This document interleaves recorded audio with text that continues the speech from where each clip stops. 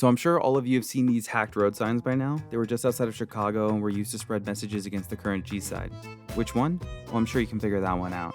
I'm going to take a look at a few possibilities for how this could have happened, as well as cover this Newsweek article so we're all up to speed with what happened. Death 2 displayed across Chicago after hackers changed billboard. Several electronic billboards in Chicago were hacked on Wednesday to display messages such as Death 2 and implicated popular YouTuber Mr. Beast. The billboards, located in the suburb of Northbrook, began displaying the offensive messages around 5:30 p.m. Commuters were confronted with slogans like Death 2 and F, both set against the backdrop of a Palestinian flag. The messages remained visible for at least an hour before being taken down around 7 p.m. The billboards include the text paid for by Mr. Beast LLC, referencing the YouTuber whose name is Jimmy Donaldson. At least one billboard included an image on it of his face beside the text. In a statement to Fox 32 Chicago, a spokesperson for Mr. Beast said that neither he nor his company had any involvement in the hack and wanted the content removed straight away.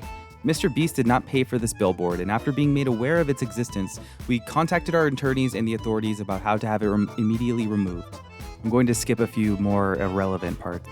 Outfront Media confirmed that the billboards were hacked. By 7 p.m., the company had taken the signs down and shut off the displays entirely. In a statement, it said, "We are aware of this incident. The copy has been removed and the situation is being investigated." Both Northbrook Police and the media company are now investigating the source of the hack, and it remains unclear who was behind the attack.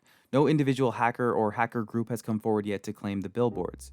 The name Mr. Beast may have been included as part of an attempt by hackers to capitalize on the YouTuber's history of buying up billboards for campaigns. In 2018, Mr. Beast purchased multiple billboards to promote fellow YouTuber PewDiePie during his subscriber race against Bollywood channel T-Series.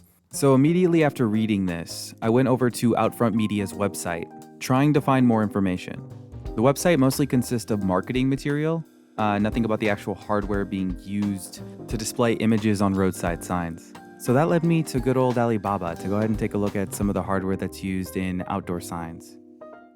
And that led me to this: Pixel Pulse Outdoor Waterproof LED Advertising Panels, Giant Screen LED, Giant Display P4, Outdoor LED Display, Waterproof.